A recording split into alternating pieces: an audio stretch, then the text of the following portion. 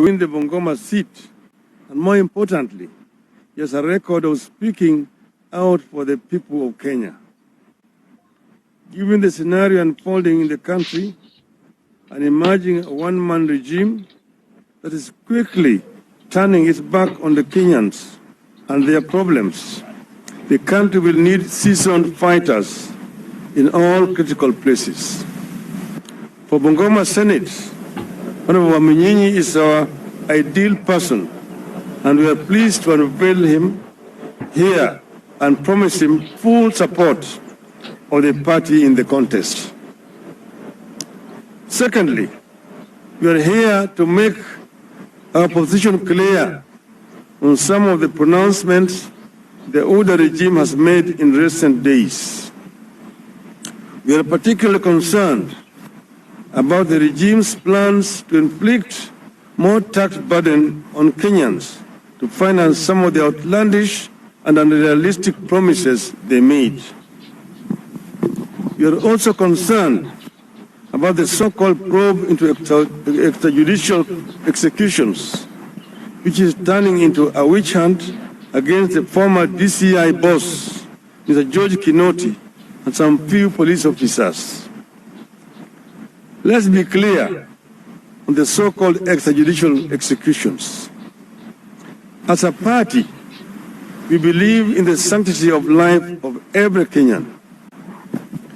As we have said time and again, we believe in the rule of law. We believe in the due process. Naturally, therefore, we are opposed to extrajudicial executions in our country because our supporters have been the greatest victims over the years. We believe that all, not some, cases of real or suspected extrajudicial executions need to be investigated and those responsible punished. We are, however, firmly opposed to the current trend directed by a vindictive regime that the president that seems to be pursuing a personal vendetta against specific current and past state officers in the pretext of pursuing extrajudicial executions. 7.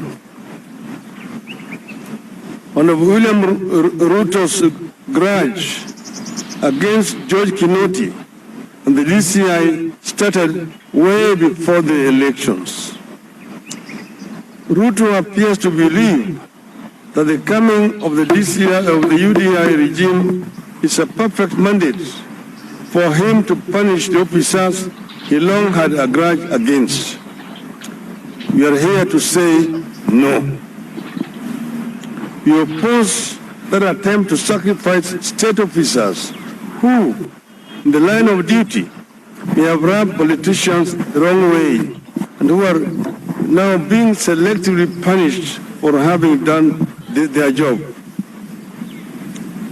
Ruto seems to be looking for some Indians whom he lost in the middle of the August elections. Those Indians were human beings.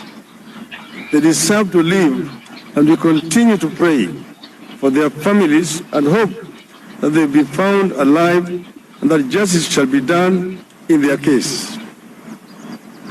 But we believe the Indians are not the first to disappear, and they will most certainly not be the last if the past is anything to go by.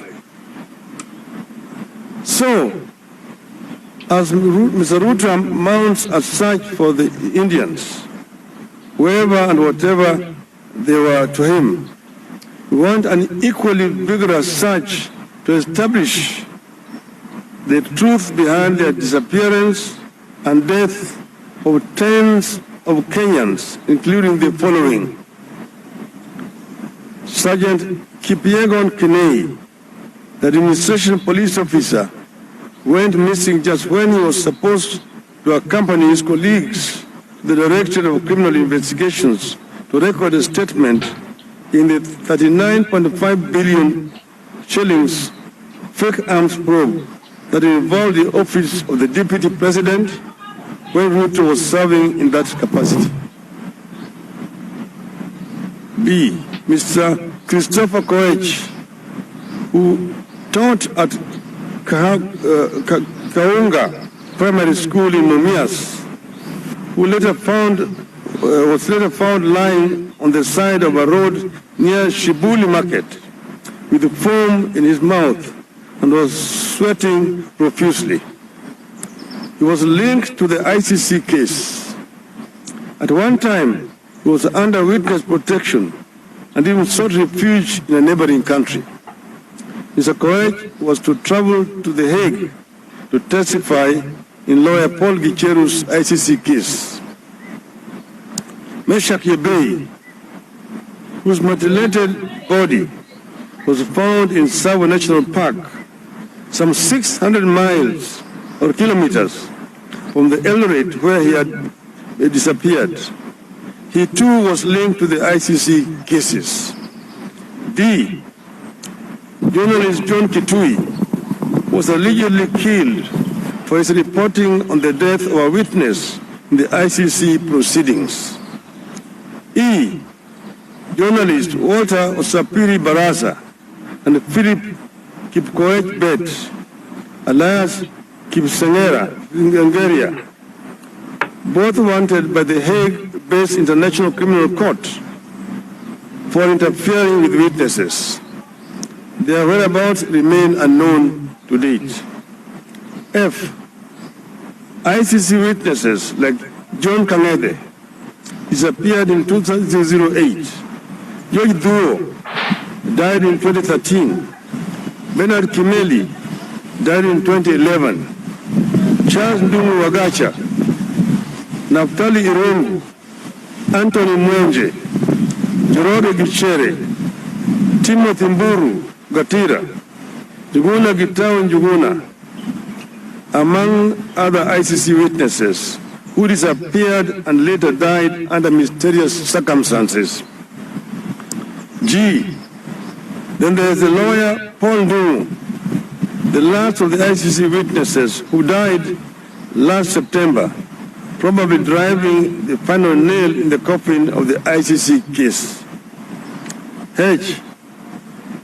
Finally, there is Ms. Chris Musando, the IEBC IT manager, who was tortured and murdered days to the 2017 election.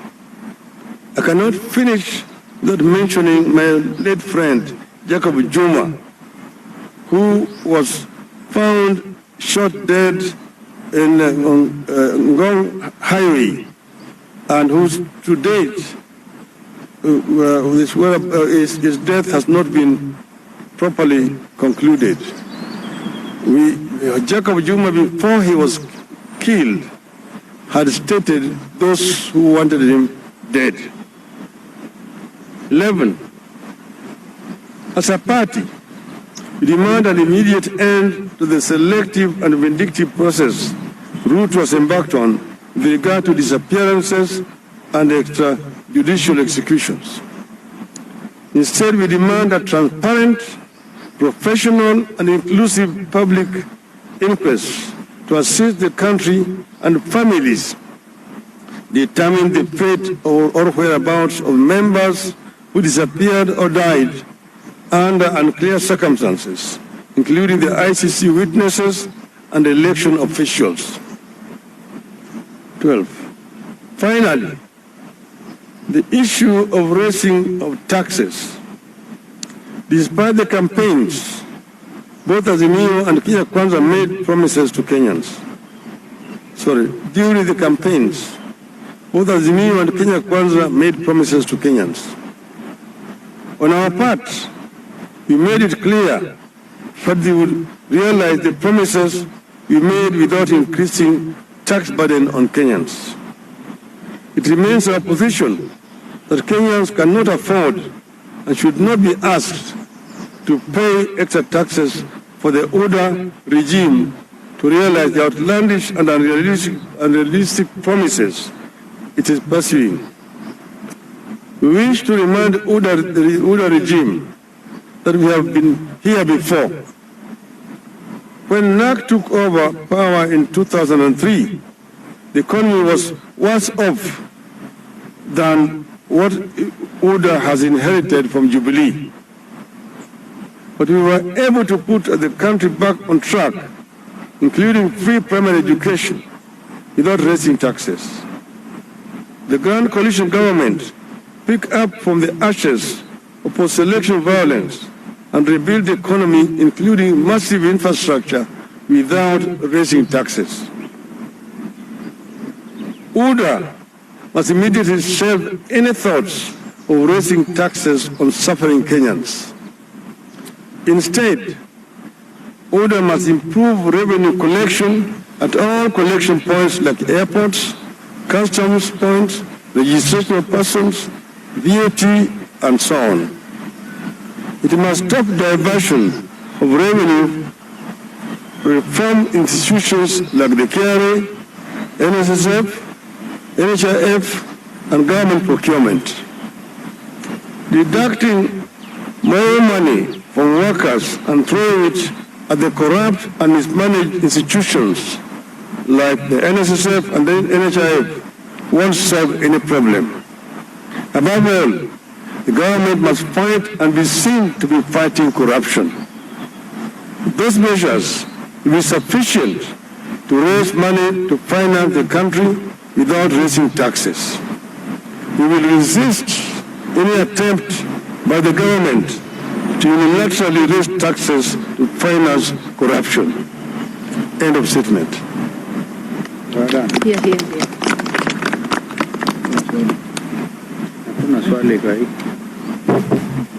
Thank you.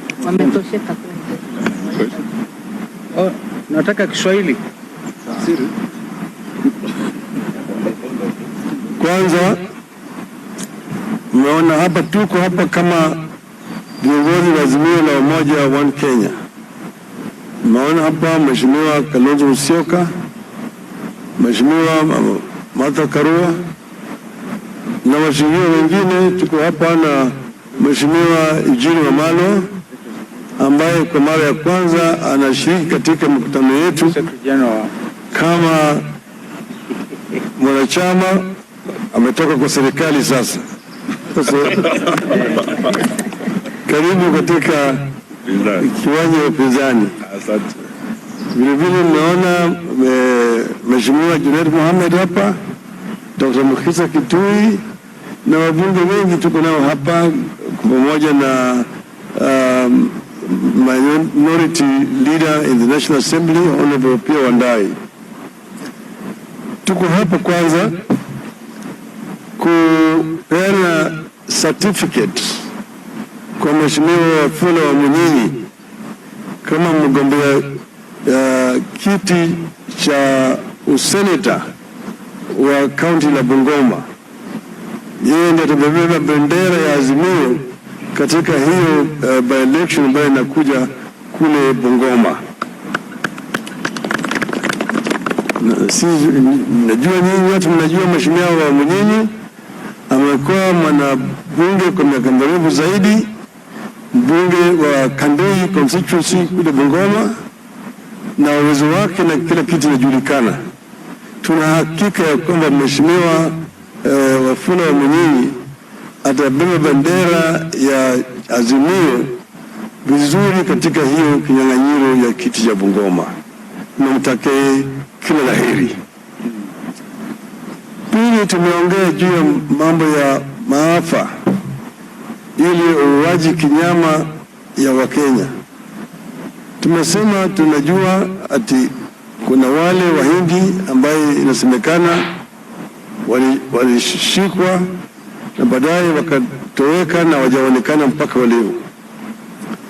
Ile kitu ambayo walikuwa wanafanya hapa hakuna mtu anajua ijapokuwa wale ambao waliwaleta hapa.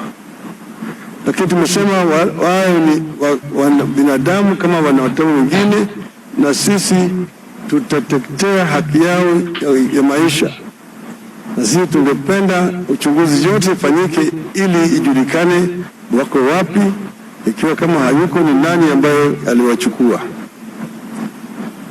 Lakini vile tumesema hatutaki kusema ati uchunguzi unaishia hapo. Tumelaani vikali yale ambayo yanaendelea wakati huu ya kulenga mtu mmoja ambaye alikuwa ni DCI bwana Kinoti, ambaye sasa lawama yote inalenga kwake. Hata DPP ambaye yeye mwenyewe ndiye alikuwa kila mara anakataa kushtaki watu ati hakuna ushahidi wa kutosha. Sasa kujitokeza na kusema yanalaumu wa DCI. Yeye na DCI hajapewa nafasi ya kujibu. Tunaona kama yale yote ambayo yanafanyika wakati huu ni kama ile kangaroo. Hakuna ukweli wowote ndani yake. Tumesema kuna Wakenya wengi ambao wamepotea, wengine wameuawa kinyama mpaka wakati huu. Wale ambao wengine walikuwa wametekwa nyara, wengine mmoja alitekwa nyara kule Eldoret, mwili yake ikapatikana huko upande wa Sago, na wengine wote mimi tumetaja ndani ya hiyo statement. Tumesema tunataka uchunguzi ifanyike, ijulikane ni kina nani walihusika. Tumengoja ule watu kama Jacob Juma ambaye alipigwa kinyama akawawa hapo katika barabara ya Ngong. Tumeongea vile juu ya bwana Msando ambaye alikuwa anafanya kazi kwa tume ya uchaguzi, akatekwa nyara, akaenda kuolewa kinyama na mwili yake ikapatikana kule, hata mikono yake ilikuwa imekatwa. Tumesema tunataka uchunguzi ingie katika mambo haya yote, na vile tunaona wakati huu hatuna ile shirika ambayo inaweza kufanya kazi hii, ambayo itaweza kufanya kazi ya wastani. Inatakikana tutafute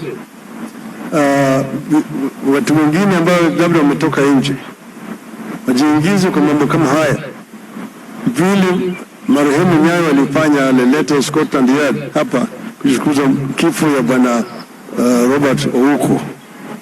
Hiyo ndio itaridhisha Wakenya. Yale ambayo yanafanyika wakati huu ni sarakasi. Hakuna ukweli yote ambayo itatokea na yale mambo ambayo yanafanyika wakati huu.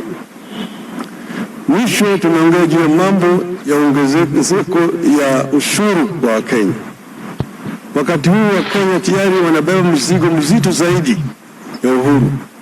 Hali ya uchumi ni mbaya sana. Wengine hata kuweka ugali kwa meza kwa watoto hawawezi. Sangine watoto wanalala na njaa. Kwa nyingine kuna baa la njaa ambaye imekumba watu kila mahali, ukame umezidi. Wakenya wengine wanakufa, kienda kule Turkana, kule Mandera, kule Garissa, Wajir, kule upande ya Marsabit, Isiolo, hapa Narok, Kajiado na kadhalika.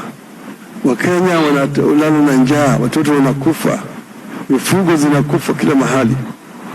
Hii ndio, na wale ambao wanaishi katika miji, vitongoji duni, wengi wanapata shida kubwa zaidi pande ya Kibera, Nairobi hapa, Mkuru kwa Njenga, pande ya Mathare, kila mahali Nairobi hii watu wanasikia mbaya zaidi. Kuzidisha hiyo mzigo juu ya Kenya haifai. So Wakenya wamechoka, punda imechoka na mzigo. Hatutaki kukubali wengine wazidishe hiyo mzigo juu kwa Wakenya. Tumewaambia kwamba kuna njia mingi sana ya kuua paka. Si lazima uhuru ongezeke. Sisi kama tulipokuwa katika NAK, tulipochukua utawala mwaka wa 2013, tulipata uchumi ambao ilikuwa imeathirika kuliko wakati huu. Wakati huu tulikuwa tunatoa ahadi kwa Wakenya kwamba tutaanzisha elimu ya bure ya shule ya msingi kwa Wakenya wote. Tukatimiza hiyo ahadi, lakini hatukuongeza ushuru.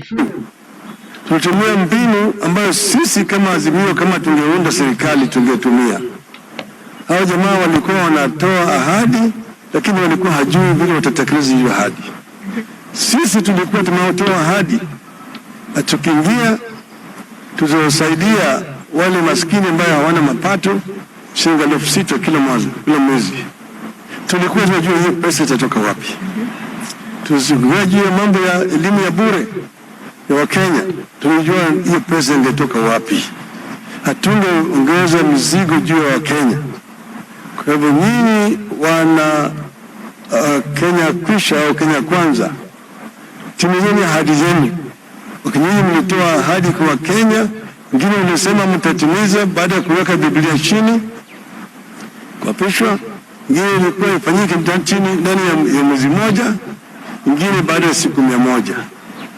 Mambo kama kupunguza bei ya unga kutoka 200 hadi 70, kupunguza bei ya mafuta ndani ya mwezi mmoja na kadhalika. Ahadi ni deni. Tumesema punguzeni ahadi bila kuleta mzigo zaidi kwa Wakenya. Asanteni sana. One question. I think because